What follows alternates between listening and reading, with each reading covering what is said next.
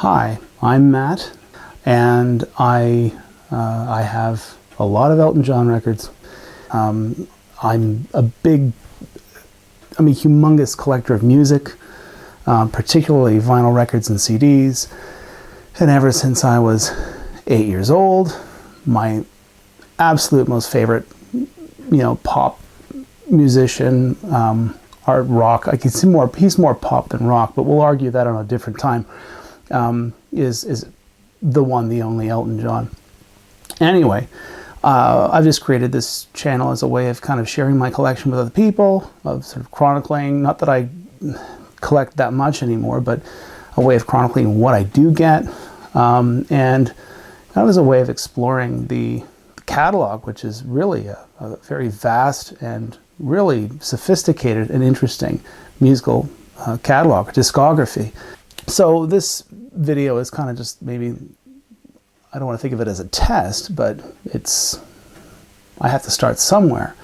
And anyway, I recently got, it's January right now at the time of filming, and last year in December, I was looking over my finances, and I was very, very happy that I met my savings goals for the year, which is always good.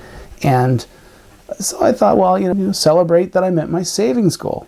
Not a bad idea. Reward yourself. You got to reward yourself. So I bought some things, and since it took a while actually for a few of these to finally reach me, but they have, and I just thought I'd share them with you. Now, this is not really an unboxing video. It's just that these arrivals are so recent that I have already unboxed them. So full disclosure, this is not a real unboxing video, but because I still have the packaging, I thought maybe I'd simulate the experience of unboxing it for you. I won't spend too much time on the unboxing part of it. This first one is not one I'm probably going to say too much about, because I can see myself down the line just making a separate video just for this. Put that there. Oops. Okay. This came from Chicago, an online seller there. I just can't remember who, if it was a seller or a store, or, well, like I said, I'll make another video at some point about this. But this was an album. It's called the Complete Thom Bell Sessions, and it was originally released in 1989, and then for Record Store Day 2022, Mercury, Rocket, Universal, Mercury, there are three different logos on that copy, reissued it for Record Store Day, very limited run, colored vinyl, and it was great, and it was the first vinyl copy of that album I ever had. The point is this: for years I wanted an original MCA version. It was released in the United States only on MCA Records in early 1999, I think around February or March. And, for years, this and Peachtree Road were the only two Elton John albums I didn't have on original pressings of in my collection. So, long story short, that's changed now, because this is, let me just remove this. This is one of the original MCA copies. I'll take it out of the sleeve so it's not so shiny. But it's in great shape, very minty, front and back. And like I said, I've already opened it, so it didn't come in a MoFi. Well, this is actually a vinyl style sleeve. It's not a MoFi sleeve. I have not cleaned this yet. You can see it has the blue rainbow label. It was pressed at MCA Pinckneyville, which is one of the two MCA plants in the United States operating at that time. And I'll tell you a little story. I'm up here in Canada. I am Canadian, but I worked for 8 years in the States, and I've been back here in Canada for about maybe 3 years. And there was a store where I lived that I used to go, all locals used to go to. It was our local vinyl record store, and every now and then would get a collectible Elton John record in. Like 2 weeks after I moved away, I get a photograph from a friend, my friend Karen, okay, and she's like, guess what turned up today at the record store? And I'm looking at it, I just couldn't believe it. It was one of these original MCAs. I never thought I'd ever like hold one in my hands, and it came in. The store knew what they had, because this was back, you know, before there were any reissues. And the store wanted $129.99 American dollars for that. And at once I felt really kind of like bummed, like, if I had just stayed there a few weeks longer, I could have got that. But at the same time, I'm like, in a way, that's probably a good thing that I'd moved away, because I probably would have considered paying that much. Did I pay that much for this? No, certainly not. I did not. One of the great things about this vinyl reissue campaign that Rocket Entertainment and Universal have been doing for the past 7-8 years, when the reissue came out, I think that really brought the prices of the original MCA copies down, which I very much appreciate, because I did not pay anything close to $129, $130 American dollars for this. I said I wouldn't talk too much about it, and in a way I'm not, because I'm not even really getting into the history of the Complete Thom Bell Sessions. Just talking about the record itself as a collector's piece. But it was recorded in October 1977. Elton John and famed Philly soul producer Thom Bell, they cut 6 tracks.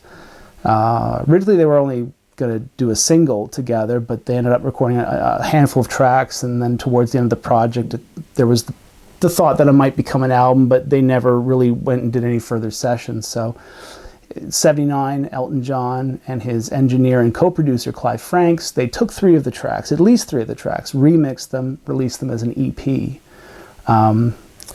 And then, well, I don't want to get into the history of the album. I'll just say it took a long time for MCA Records to finally release all 6 tracks. Elton left the label, and then years later, in the late 80s, mid to late 80s, came back to the label, and they finally released this album. But it has a very, very, very interesting legal history, this album. So we'll just put that aside. Okay, so the other package.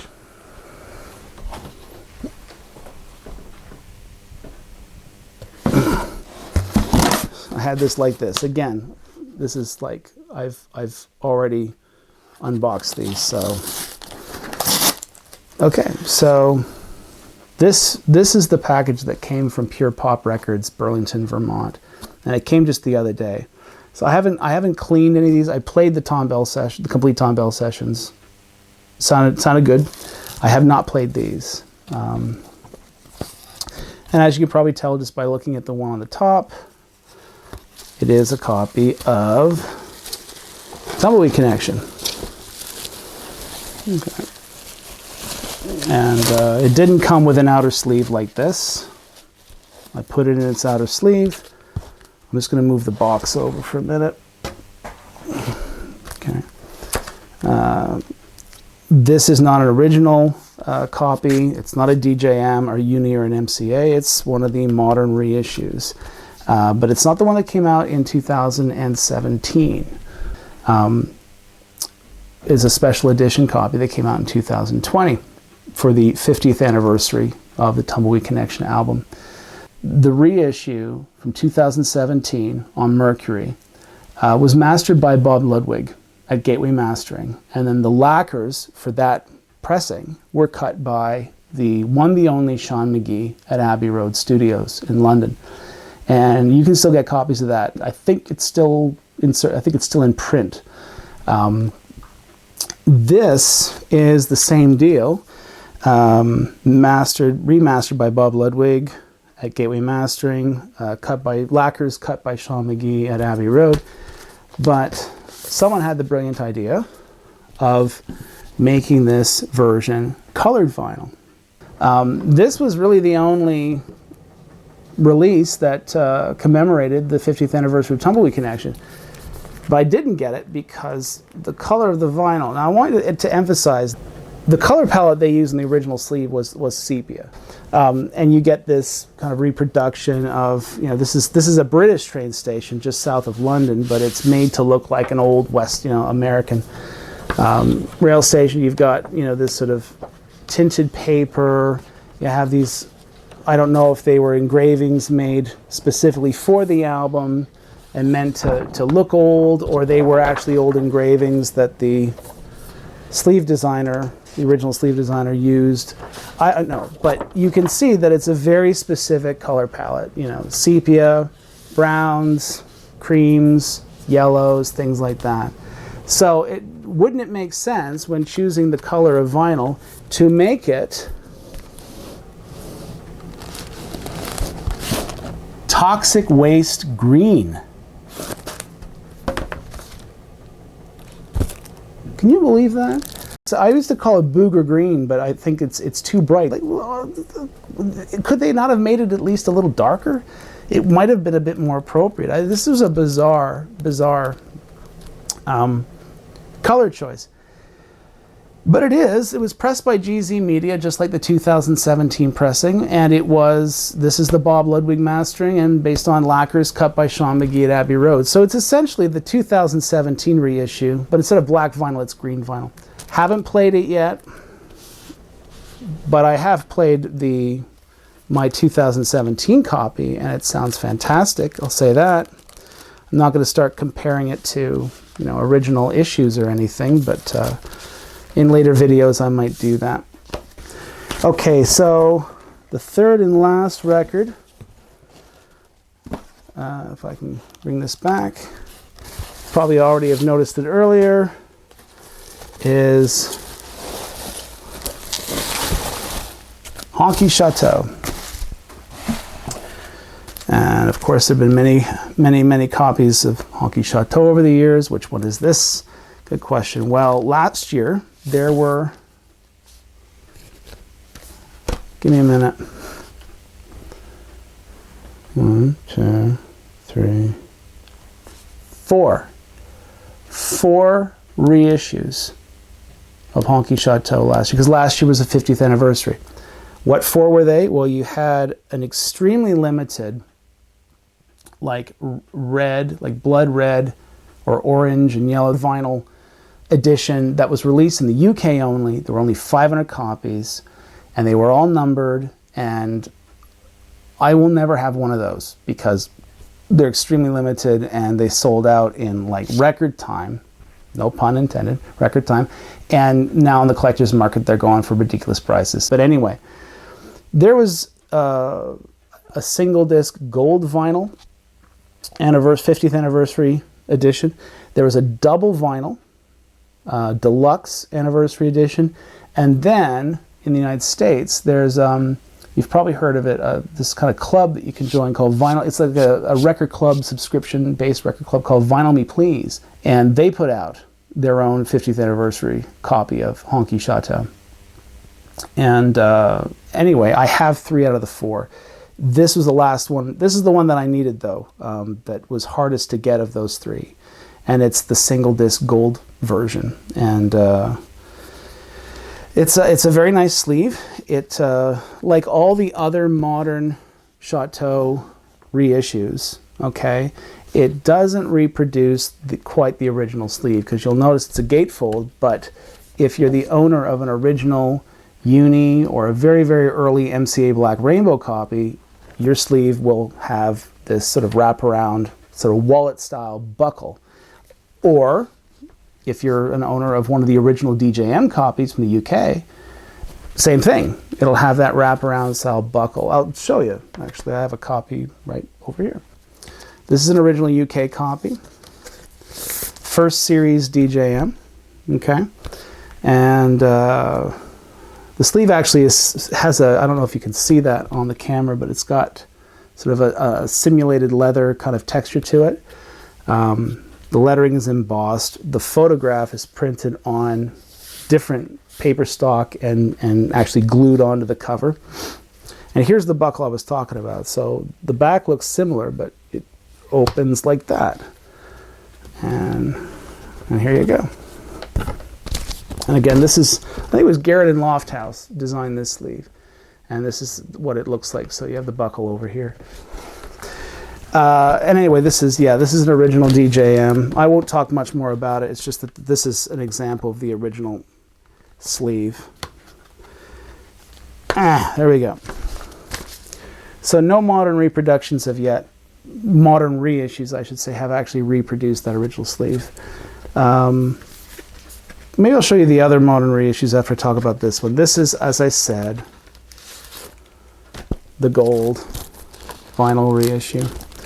And I got it for a good price. I got all these for a good price. I'm not like rich or anything, but I'm very careful and very strategic with my record collecting. I just wait till I find one that's, it's always a gamble, right?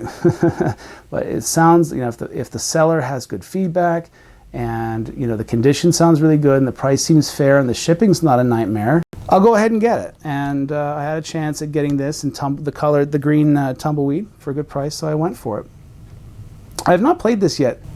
According to Discogs, this was actually cut, like mastered at Lurzen Mastering in Los Angeles, mastered from digital, okay? And then that mastering was then cut to lacquer by Jeff Pesh at Abbey Road. I haven't really looked at the runouts yet. It was pressed by Optimal in Germany, which is they're really, really good. Of course, because this is colored vinyl, I haven't checked yet to see if Jeff Pesh's initials are in the dead wax, but I haven't played it yet. I'll compare it to my 2017 reissue copy, which was done by Bob Ludwig at Gateway, and those lacquers were cut by Sean McGee at Abbey Road. So I'm curious to see how different this sounds, if at all, but certainly the credits. Yeah, it seems that whenever Bob Ludwig and or Sean McGee are involved, they get explicit credits on the back, but this one doesn't include it. So that's the 50th anniversary. I'll quickly show you the others. I'll be quick. I'm running out of room. Let's put that there. Okay, so this is, I mentioned this just a minute ago. This is the 2017 reissue. This one actually does have a simulated leather. The other one didn't, but this has that simulated kind of leather thing going on. None of these issues have embossed lettering, but some of them have like a spot varnish. This one doesn't. And reproduction DJM label. This is one of the other ones that came out last year. Yeah, this one's got the spot varnish. So again, none of them have the embossed lettering, but the black and the outline, you can kind of see it the way it reflects in the light there. There's a spot varnish on that, and there's a spot varnish on the photograph, which I thought was, you know, I think it's a really good, nice thing to do. Kind of adds an air of authenticity. This is the deluxe where you get the original album. Okay, LP1 is the original album. LP2 are session demos, which are really not really demos as much as they are just rough mixes, but they're really, really interesting, really good. These are just standard black vinyl, but you do get some custom illustrated inner sleeves. And you also get a booklet. Oh, there's the hype sticker. The hype sticker. I'm going to have to get a protective sleeve for that.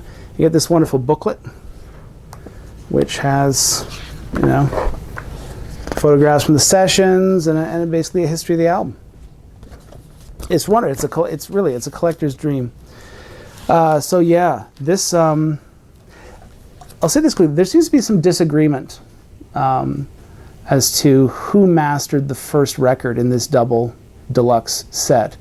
There was a review on Analog Planet. It wasn't a Michael Fremer review because it was published after he left Analog Planet. But that review claimed that disc 2 was mastered by Ruben Cohen at Lurzen Mastering Los Angeles, but disc 1 was a repress of the 2017 Bob Ludwig mastering. And yet neither Bob Ludwig nor Sean McGee are credited anywhere in this thing. Not on the back, not inside the booklet. The only mastering engineer that receives credit for anything contained in this package is Ruben Cohen of Lurzen Mastering in Los Angeles. And Moreover, Discogs credits only Reuben Cohen for mastering this. So I think it was Reuben Cohen mastered from digital, and Jeff Pesh at Abbey Road cut the lacquers for these. And again, I'm not going to get into A-Bing or comparing. I will admit, though, I do have of these modern reissues, I do have a favorite of the bunch in terms of its sound quality. And we're getting to it. This is the Vinyl Me Please. Super, super limited version. And this, you know, this has only been around for not even a year. And already copies are, you know, on the collector's market. They're going up in value. I lucked out, and I waited a while. There was a seller in British Columbia, and the shipping and the item price combined was like actually not that much money, and it's super like mint brand new. It wasn't sealed, but it was in great shape. And yeah, same deal. Cover has, there's no simulated leather effect, but you do have the spot varnish on the title and spot varnish on the photograph. And open it up, and this actually has, there's something in here that's not in any of the others, including the original sleeves. Neither the original American sleeve or the UK sleeve had this, but this is actually a tipped sleeve.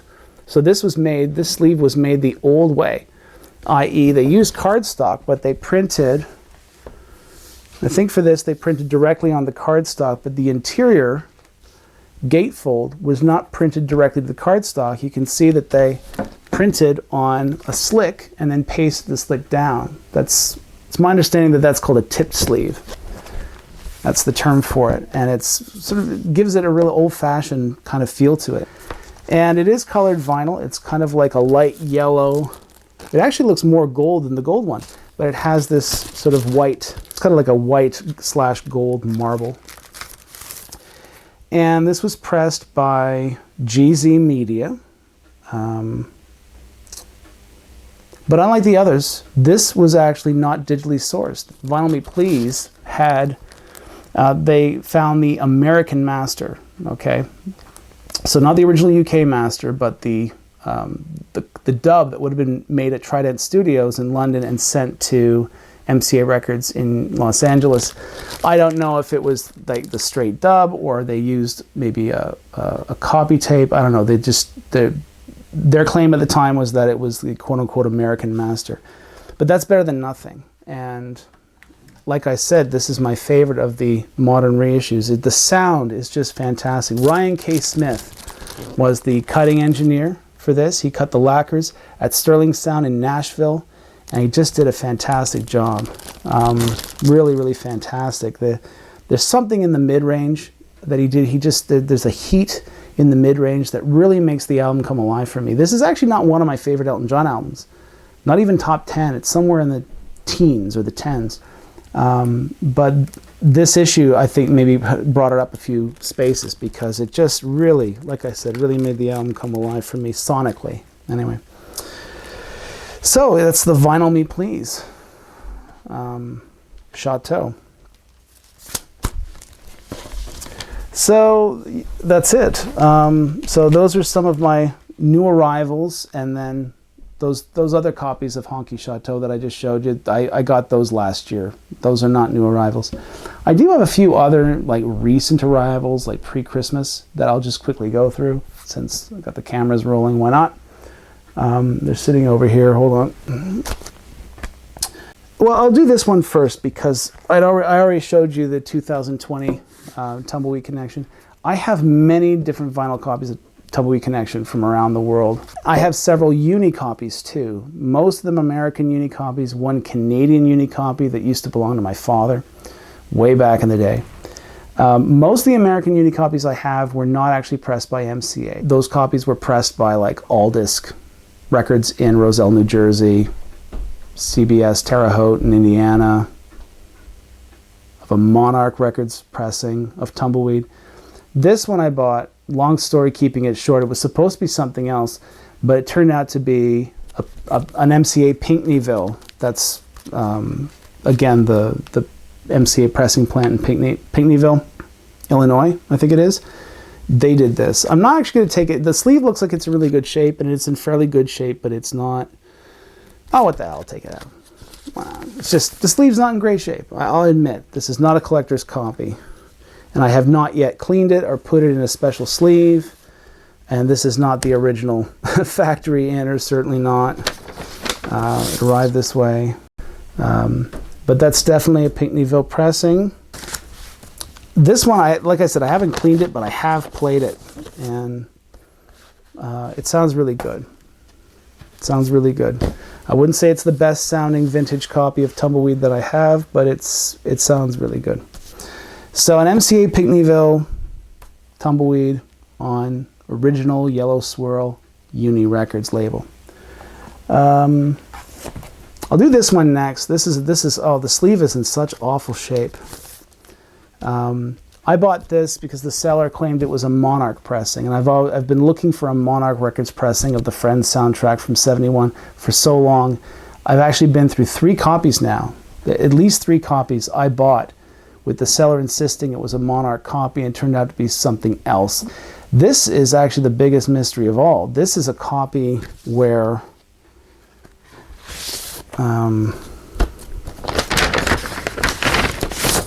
again, the seller, it has a similar pressing ring to Monarch Records pressing ring, but the runouts are different.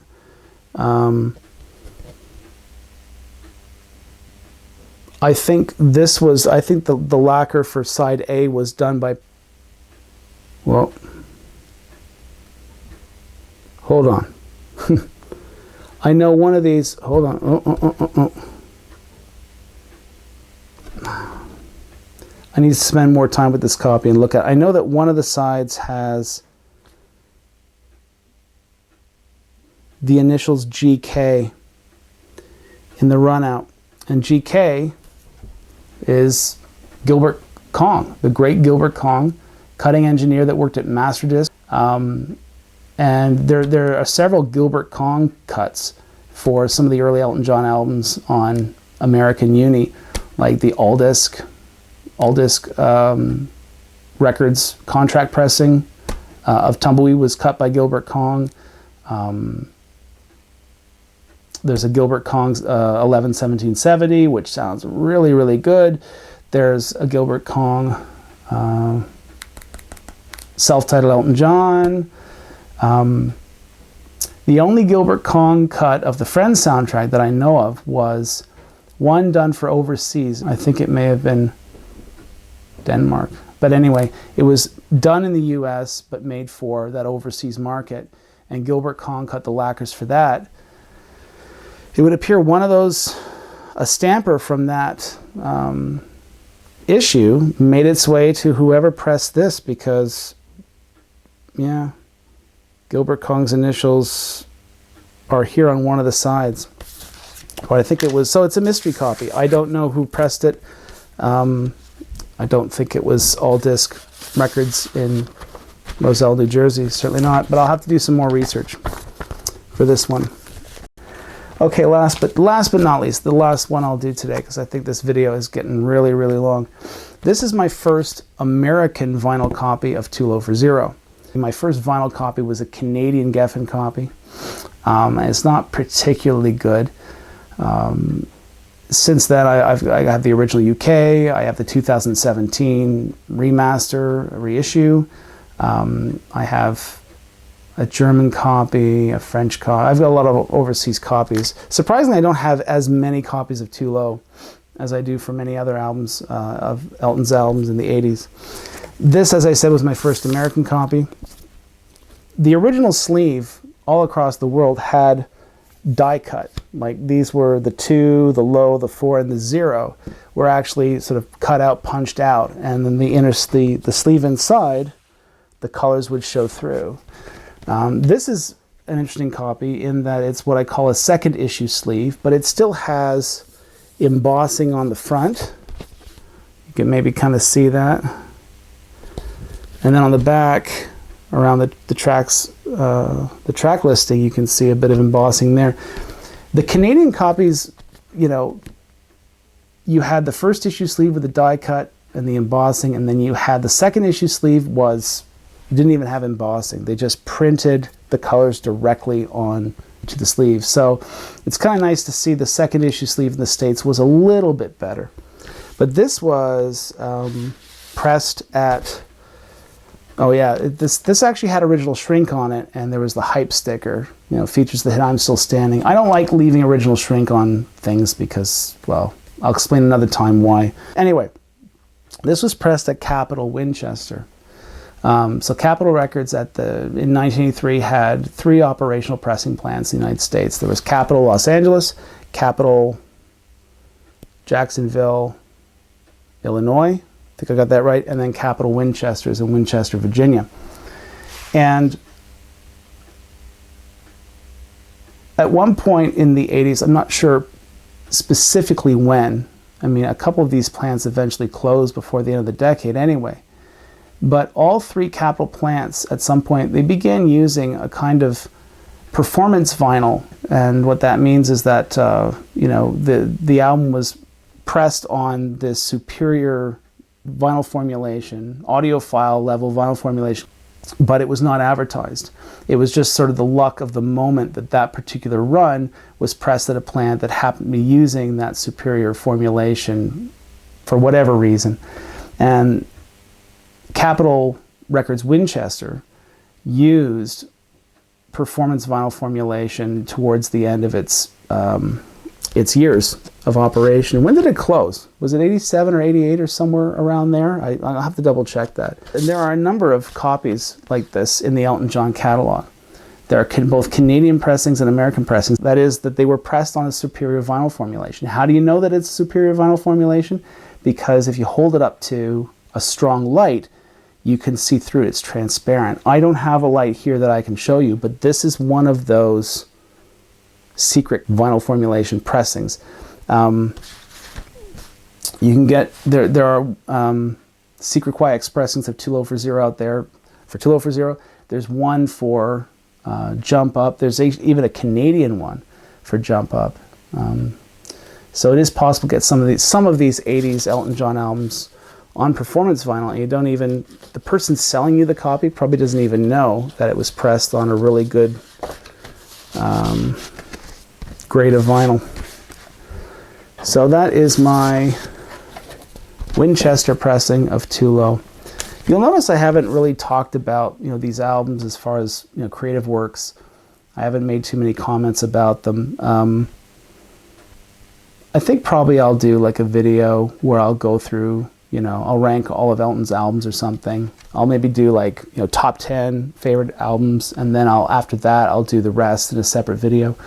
I do have a lot to say about them. It's just, I know a lot of fans and collectors out there of Elton John's work. Really, they're of the opinion that he stopped making good records in the mid-70s. So, you know, if I hold up a copy of Too Low for Zero or something else, you know, it's like, well, that's not, you know, that's not classic Elton. I just want to let you folks know right off the bat, I do not have that opinion at all. I mean, absolutely, those classic years, you know, 69 or 70 to 75, 76, that was just a great run for Elton John and Bernie Taupin. They wrote, you know, many of their best songs during that period. Gus Dundon was a great producer. Elton had his classic band, and then in 75 he changed bands. He had the second Elton John band. Both were tremendous bands. Yeah, there was a magic there that was really impossible to reproduce at a later time. But I don't subscribe to this belief that that his 80s stuff is awful or his 90s stuff is awful, or that he never did anything good after a certain year. Not at all. Some of my most favorite Elton John albums are albums that came out after the mid-70s. I'll do that top 10 list. I'll talk about them. I think they're worth talking about. Too Low for Zero is definitely on that list. It's just an outstanding album. He has a lot of outstanding albums from the 80s, and they're worth collecting, and it's worth knowing what to look for. And that's, again, to just bring some closure to this. There aren't too many YouTube channels out there that get deep into the nitty-gritty of collecting Elton John. You know, for the Beatles and the Stones and Zeppelin, all those other acts, you know, it's like there are people out there and they'll talk about, you know, this lacquer number and this pressing, and they'll give opinions which one sounds the best. but there's nothing out there for Elton John. And even though I know that his style of music maybe isn't quite the same as the other acts that I just mentioned, but he's certainly, in terms of his status and collectability, he's definitely in that league. And I wholeheartedly believe that we need to up the dialogue in the vinyl community when it comes to collecting Elton John records. So I'm hoping that maybe this channel, if I continue with it, will help sort of stimulate that. So thank you for watching.